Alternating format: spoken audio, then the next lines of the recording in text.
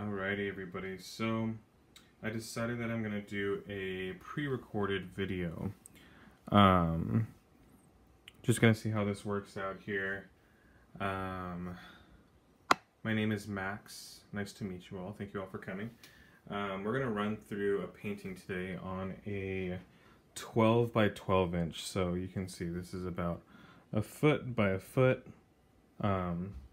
square canvas here. So you can use square piece of paper, you can use a square piece of cardboard, canvas of course if you have it, piece of wood. Make sure that if you're doing paper or wood that you are putting one coat of paint down first before you're painting on them, because the paper is a little bit wrinkly. I mean, it's not as sturdy as a canvas, and then a piece of wood is actually not as, or it's very porous, so it's going to suck up all your paint without you having a chance to even spread it around. It's not gonna go anywhere. So make sure you do that first. You can do the spray paint if you want to a couple times or just once. But what we're gonna do here today is run through a painting kind of for Mother's Day. A lot of you are recommending, or requesting a Mother's Day painting. So I'm just gonna run through a painting here. It's gonna be a couple birds sitting on a branch, nice colorful background. You can always change up the colors of the background and of the foreground, or whatever you have on, for your birds. Which I'm gonna be using black here. So the colors I am gonna be using today are red, blue, probably a little bit of yellow, black and white. So I probably won't be using too much yellow. If you don't have that much yellow, you don't need that much yellow. Otherwise, I have a small amount of each, so I'm gonna go ahead and put those on there. Got my white here, put some of that on there. Got my blue. There's like no blue left in here. I need to get more blue. But I'm just using acrylic, everybody, nothing special. It's the Blick acrylic. It's what I use for my paint parties. Then I'm going to use red. Going to use some yellow. And I'm just putting these all on here right now because it's a smaller canvas, so it will be quicker. It should take like an hour or so, depending on if you put more or less detail into it. So that's up to you.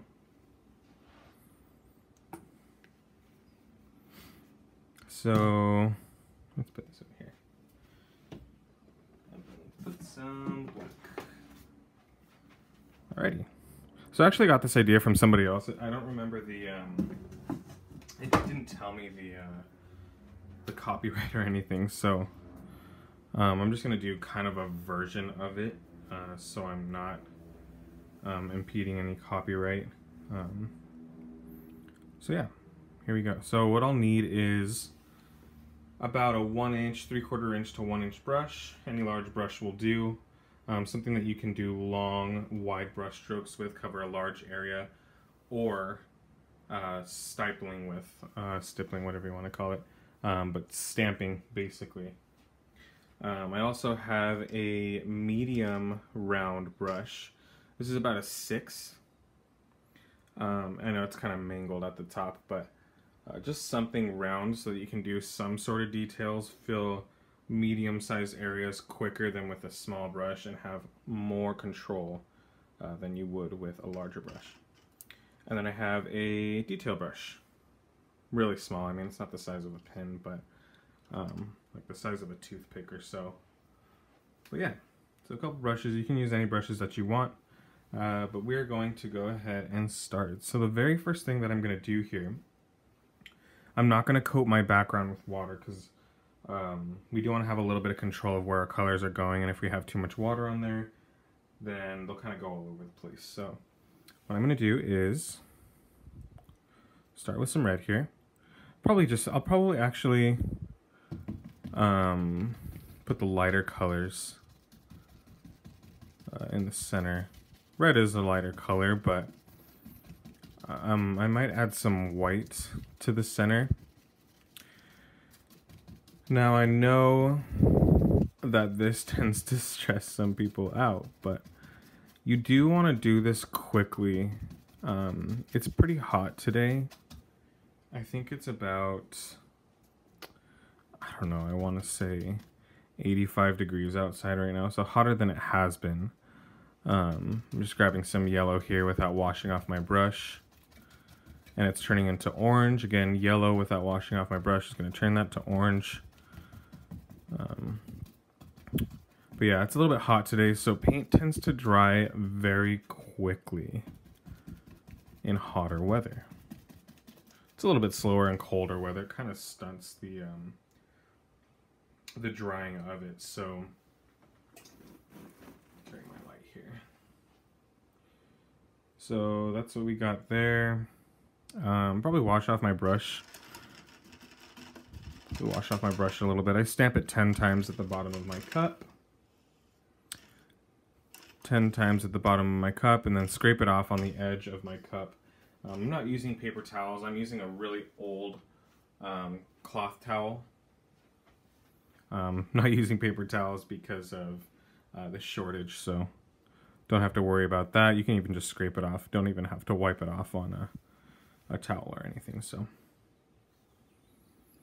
gonna go ahead and put some yellow here, and now you can see over here in this area that it is blending. It's getting a little bit more difficult too, though. You can see right here, actually, it's not blending at all. Have to really work it. But the reason that it's not blending, everybody, is because, washing off my brush again. The reason it's not blending is because it's had about a minute to dry already. I know it doesn't seem like a lot, but working in hotter temperatures is going to make your paint dry. It's like holding a hair dryer up to your painting, up to your paint. So it's going to dry really quick. So I'm trying to do this as fast as I can. You may break a sweat, but that just means that you don't have to go on a walk today. Which is better for quarantine anyway. So there we go. So I'm actually aiming for kind of a rainbow background here, I guess. That's what happens when you use all the colors, I guess. So it's kind of purple up there. I'll probably add some more red up here to turn it to purple. But I'm just going to bring it around to mix with a little bit of yellow so that I can turn this green so the transition is nice and smooth. And then it'll turn to kind of a teal color where I'm at right now. And then back here is going to come back to blue, which is what we want. Again, you can rewind this, you can pause it, whatever you want. We are going to take a break in just a second here, which I probably edit out. But I'm going to add more red up here so that this goes from red to purple. Those are closer to each other on the color wheel. So I'm doing orange, red. I guess pink would be most proper, but I didn't do pink. Orange, red, purple, blue, teal, green, yellow. I don't know, like a yellow, orange, and then orange. But this is blending on its own up here because everything is still wet. So not having to worry too much about texture. But yeah. So that's what we got there. I know it kind of looks like a heart. It's not really what I was aiming for, but if you would like to make that middle portion a heart, you can.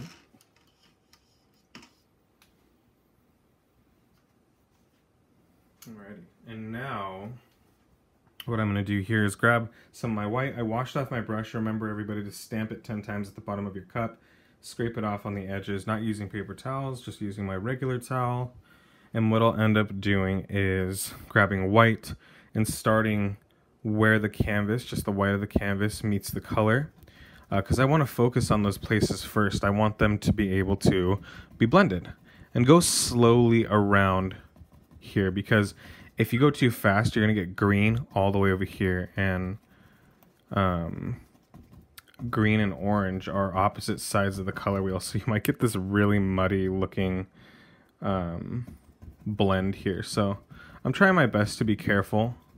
If you see that you have a lot of purple still on your brush going into the yellow, those are complementary colors, everybody. So you want to make sure that you wash off your brush first. So just keep that in mind. It's not the biggest deal, especially if your paint is dry, but you can see that white doesn't have any pigmentation, so it's just grabbing whatever it can and then multiplying it at a lower or a brighter shade. Brighter tint, I guess you would call it. So just working on like colors here, I guess, is what I would do. Yellows to reds are fine to blend into, right? You could go to purples, I guess, but again, I know I've said this a bunch of times, yellow is a complementary color of purple. So if you have too much yellow while going into purple or vice versa, this is going to turn to a muddy color. That's what you get when you blend complementary colors. So I'm going to do yellow to blue. Those are all analogous colors, which means that they are in the same color family, more or less. I'll go into explanations at a different time. But you can see that it looks okay over here because yellows mixed with blue is going to be green, blue mixed with yellow is going to be green, and then green mixed with blue or yellow is going to make it more green. So it doesn't really matter at that point. Now, the next colors I'm going to work on are blue to red. Those are analogous colors there too. So if you're struggling to understand the analogous colors and everything, complementary colors, you can always look online. They give pretty good explanations. I'm not a master, but I have enough understanding, at least within my head. Just my basic amount of knowledge is able to get me through all paintings, most paintings, so that I can focus on not making my colors muddy, but still being able to blend the colors that I want to, even if they are complementary or they are analogous or they are anything else for that matter. So I'm just trying to make this blend a little bit more gradual. Doing my best here. It's getting kind of crazy over here. A good tip is that if you see something starting to get like muddy or really messy, like over here, it's not very blended. Just stop what you're doing and go back to white and then blend it out. It's really easy to make paintings with a lot of colors, or all the colors for that matter. It's really easy to make them look messy because you're using, again, all the colors. So it'll be pretty difficult to clean that up, I guess you could say. Pretty difficult to clean that up if you're using all your colors and you let it dry. So whenever that's happening, go ahead and stop what you're doing and just blend it out. Make sure you work on the sections first that look like they're not coming together the best that you want. You can see the greens coming down here. I actually like that, so I'm just going to kind of let it do what it's doing. You do want to let this dry for about, I can always call it 10 minutes, but until it's completely dry. You never want to work on top of your painting unless you're just using black for the rest, and even that's kind of sketchy because the black could run with the moisture underneath that you use for the other colors. But for now, what we're going to do is wait till this is completely dry. And then for the sake of the fact that I usually do live paintings, I don't think I'm going to edit this out. I think I'm just going to leave it here. I'll think about editing it out. You'll see. But yeah, I'm going to leave it here, and then we're going to come back in about 10 minutes. We'll be able to add the rest of what we're adding here, and I'll give you a couple more pointers. So go ahead and stop painting for now. Super important. Again, if you are doing this at home, this is pre-recorded, so it's not really going to matter too much, but you do want to stop painting somewhat soon so that this actually has time to dry. If you don't, then it's going to take forever, and then you're going to end up waiting 30 minutes, and you're going to get distracted with something else and not be able to come back to your painting. So that's something that I always tell myself. Alright, everybody, so we are ready to start again. You can see that everything's pretty much dry. There's a couple places that are still wet. It's not going to matter too much, but about 10 minutes should do the job. If you're really impatient, you can actually hit it with a blow dryer, and it'll take about 2 to 3 minutes. Just keep in mind that the amount of paint that you have on your canvas, anytime that your painting is going to affect the dry time. So if you have like an inch of paint coming off of your canvas, I know that's hard to do, but with oil paintings, like that would take like a year to dry. But with acrylic paint, using like an inch of paint would take like a few days. There's a pretty good chance that the paint underneath would even still be active. So you want to do thin layers, as thin as you can. Still getting texture is a possibility. You know, you're able to get texture still with using thinner layers, but it's just a matter of working with your brush more and more. If you're not grasping that just yet, that's not a bad thing, everybody. That takes time. So don't be afraid to, you can even restart. I mean, you can totally restart. You can grab another canvas, you can paint over it. But I recommend just going through with this painting, especially if it's your first. The background's not going to matter too much. It's mostly the foreground that we're aiming to perfect, I guess you could say. So, got my detail brush, my tiny brush. Again, this is a really small brush, small thing. So you can see, again, it's about the size of a toothpick. Bigger ones will work. I just have this one because I have it. 99 times out of 100, I am using this brush. This is my favorite brush to do for lines. You can see why. It's got a really sharp point when it's perpendicular to the canvas, or like this, the chisel. But it's really sharp. And this is a cheap brush. This is like a $5 brush or something like that. But it's a really good quality. I've had it for like 2 years, and it's in good shape. So either way, for the sake of the class, what we're going to do is we're going to use this pointy one, this detail one. I'm going to start up in the top left corner. Top left corner here. So got some black paint onto my small brush, and I'm going to come down here and swoop. I don't actually want to start all the way up in the corner here, but you do want to start pretty high. So I'll start about here. And you can see that I'm not focusing on making it straight or perfect or, you know, excellent, you know. It doesn't need to be that way. A lot of the times branches are not anyway. They're very jagged, they're imperfect. That's what kind of makes them perfect, if that makes sense. And any of you who have been to my classes in person or seen my other Zoom classes, I like to make the branches thicker at the base, at the beginning of the branch, the start of the branch, just to justify that it is strong enough to hold everything at the end. If it looks really skinny, it looks kind of funny. It is artistic, but I tend to, again, 99 times out of 100, I tend to make this thicker up here. Even if I try to stay with a thinner line in the beginning, I'll end up going back anyway most of the time. So, creating my branch here.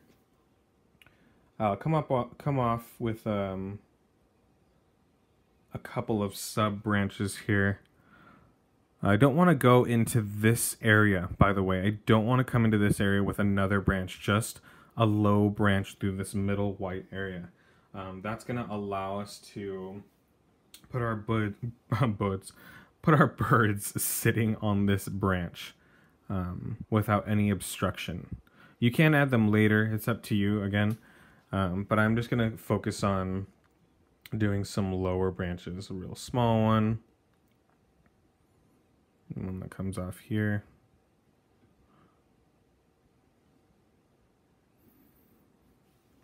So something like that. Maybe add another one up here. Just make sure it's not coming too far into the white. So now it's starting to look more like a branch, right? Make sure you're coming off of your branch with a kind of a flicking motion so that you get that really sharp point. If you got a hairline brush, you're probably not going to have too much trouble with doing that. But I do want to make sure that I'm trying to get this like thin point down here. Now I'm going to go ahead and create a couple of other branches in the bottom right just for balance. Again, I'm going to start by doing my line first, come up a little bit, come back, and then again make it thicker, everybody. I always want to make it thicker because I want to justify that it is able to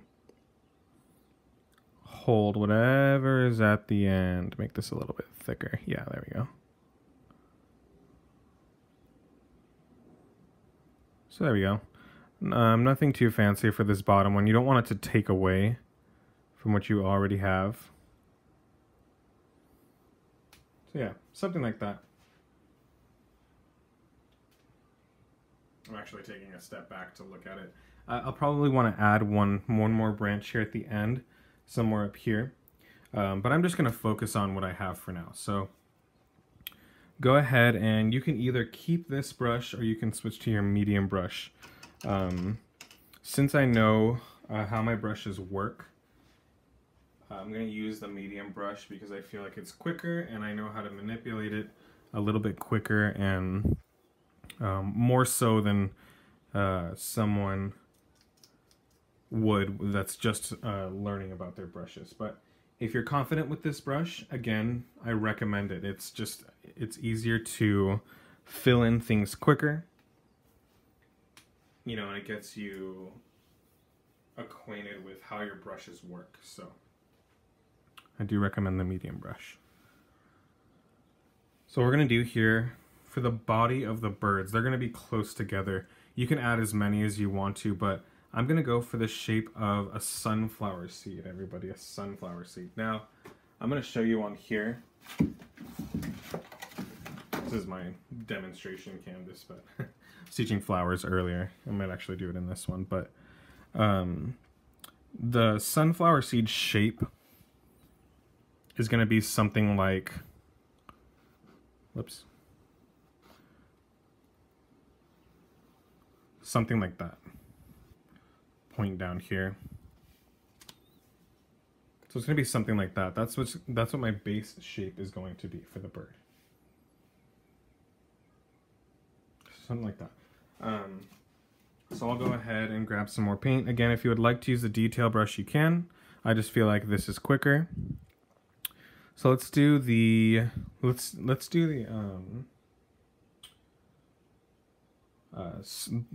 right bird first. I don't want to call it the smaller or the larger because you can decide if you want it to be on the right or the left because you haven't done any birds yet. So we're going to create proportion off of the first bird. So I'm going to do the one on the right first.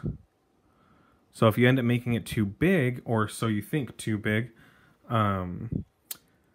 then you can make the other one bigger, or you can make the other one smaller. So that's what's nice about just doing this first. A little trick to tell yourself so that you're not so stressed out about putting something as permanent as black paint onto your canvas, onto your nice canvas here. So I'm creating that kind of upside down raindrop shape. We're just gonna call it a sunflower seed, an upside down sunflower seed, or what have you. So there we go. What I'm going to do is I'm going to have one looking up to the larger one. So now I know I want this to be my smaller one. If you were to do a one that's like way up here, then you would know that this one is your large one and your small one needs to go over here on the other side, facing your other circles or whatever you need to, the way that you need to be facing them for the proportion to be correct. So what I'll do, actually, I decided here, I'm going to do the other body here so I know the trajectory of my other circle here. So same shape, a little bit larger, not too close, but trying my best to, yeah, there we go. Trying my best to make it larger, but not like massively, you know, enormous. Tends to look a little unrealistic, but still artistic, not a bad thing. So I'm going for the same shape more or less here. Don't worry about this bottom part here. We're going to turn that into a tail. So essentially what we have here is the main part of the body. These two sides on each, here and here, those are the shoulders on each of our birds. Now for this bird to be looking down at the smaller one, it needs to be a little bit more to the right because you want it to be kind of peering over. And this one can just be, it can be all the way back or all the way forward, but looking upwards. Almost straight up, kind of at an angle. So it's going to be kind of an oval. More or less a circle. You can start with the circle and see how you feel. But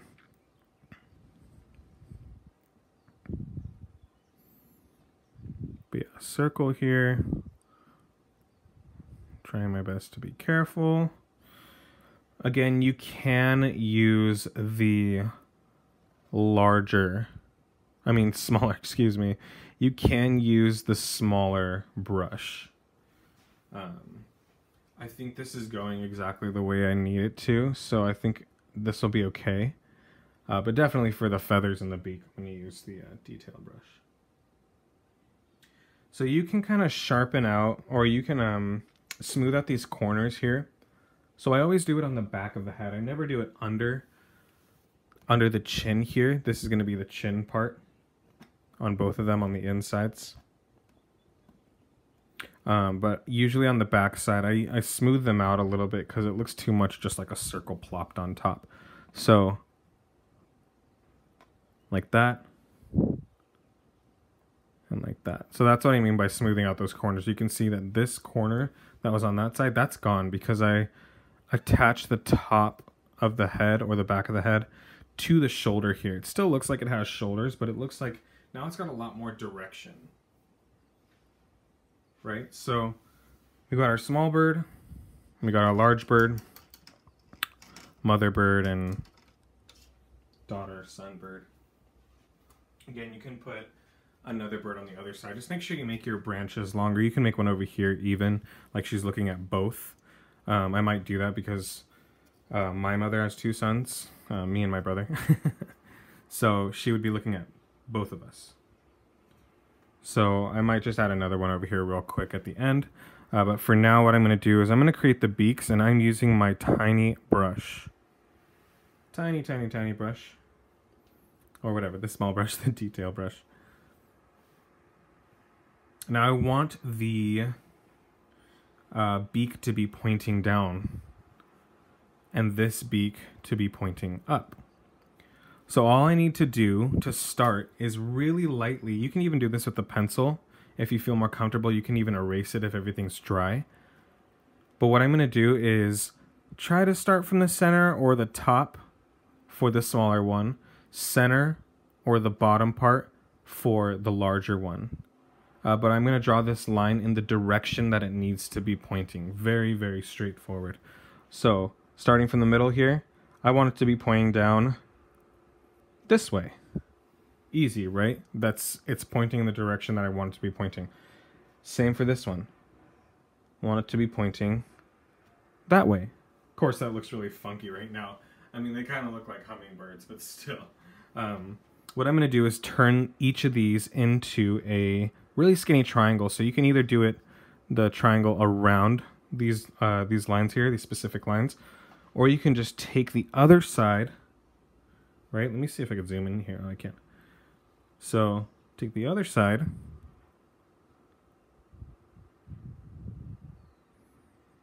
right, and turn it into a triangle.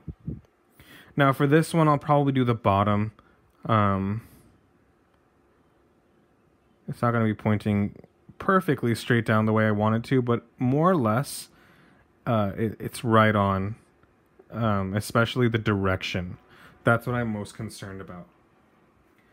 Now, also, usually beaks are not just pointing out, right, like we said, for the shoulders. They're not perfectly pointing. It's not like a circle's just sat on top or a triangle is just placed on there. So I'm going to round out these corners where the beak connects with the head. I'm just going to do it on top first. This one's already rounded. And then see if the bottom needs it. And usually it does. But the nice thing about painting is that you can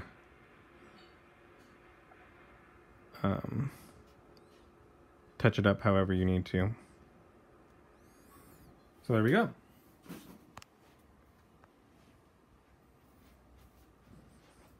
I'm gonna make this beak a little wider because it's a little spooky looking. There we go. Happier with that one. Yeah, there we go. You can always touch up the beak, the head. But I think I'm happy with that. Bring out the shoulder a little bit more. Yeah, so there we go. Now, for the tails, you can kind of just come off in the shape of a feather, or you can flick downwards or upwards. To get the texture you want, I would use the medium brush, or very carefully, the large brush. The small brush might take forever and might have too much texture, so just at the bottom here, starting right from the bottom, I'm just going to come straight down, honestly.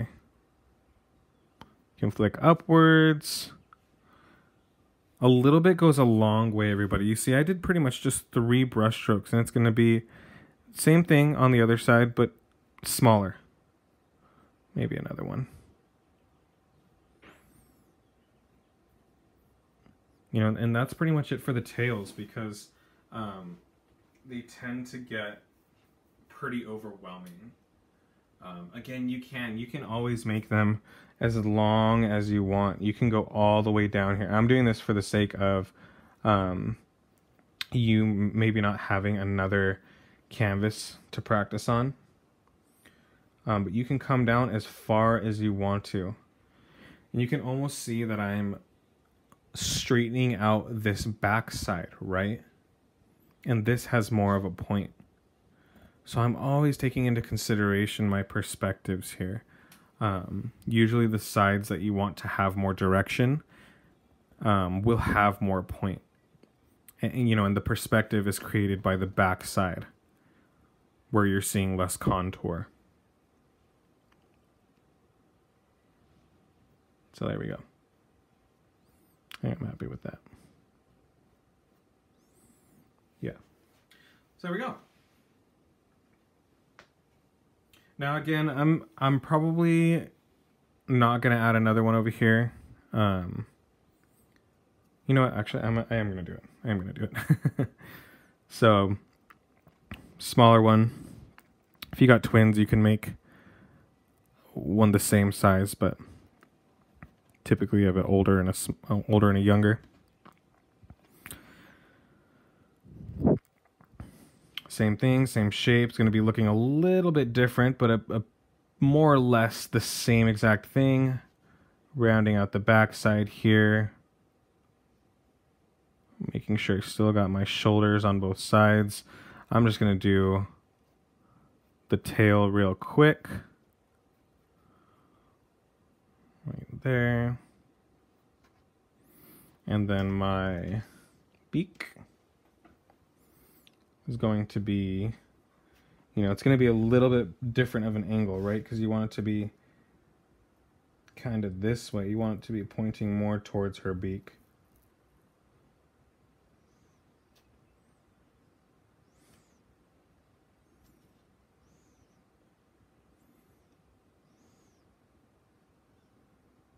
So something like that.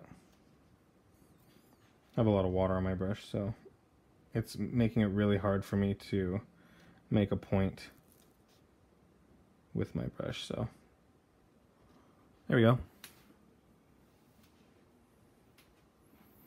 Add a little bit more contour over here.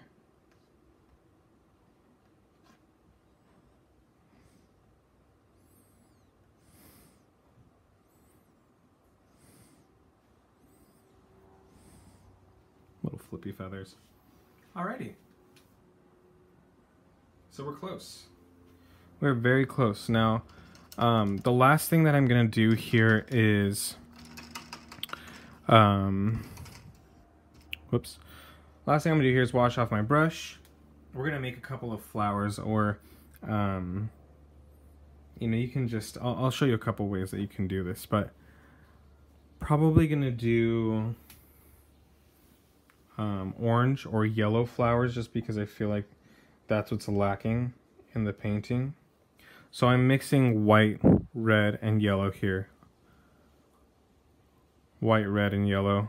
It's gonna be kind of a peach color, actually. That's cool. I like that. Kind of a peach color. A little bit more red and white. Carried away there. Okay. So I got my peach color, and what I'm gonna end up doing is you can either stamp your brush, right? You can stamp your brush, or you can do actual flowers. You can use whatever brush you want to, but what I'm gonna end up doing is, for the flowers, they're gonna be this. That's basically what they're gonna be, this right here. So what you can do is make a center point, and then you can press down and drag in, lift up when you get to that dot. You can practice this a couple times, but it makes a pretty easy flower, but you have to make sure that you have a center point and that you're dragging towards the dot, right? In that direction. So press down and drag, press down and drag, again, again, again. Nice flower, right? Pretty easy. So you can add those wherever you want to. Let's see, maybe I'll do both, but I'm gonna check this out first. So let's do one on the bottom here.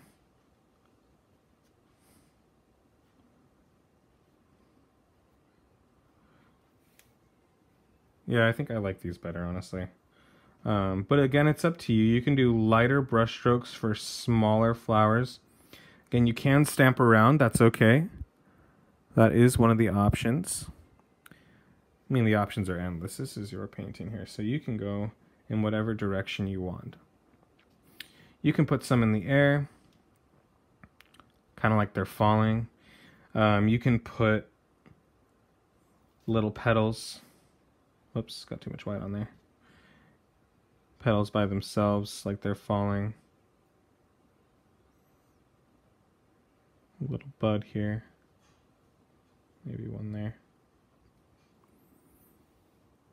And for the last part, what I'm going to do is I'm going to use purple for the stamen. And the stamen is the middle part, like the little seeds or the middle part of the flower. So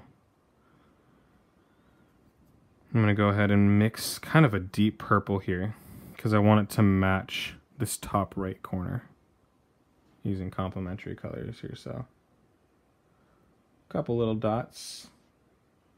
Some down here also. Don't worry about the peach or the orange being wet. This should just cut right through.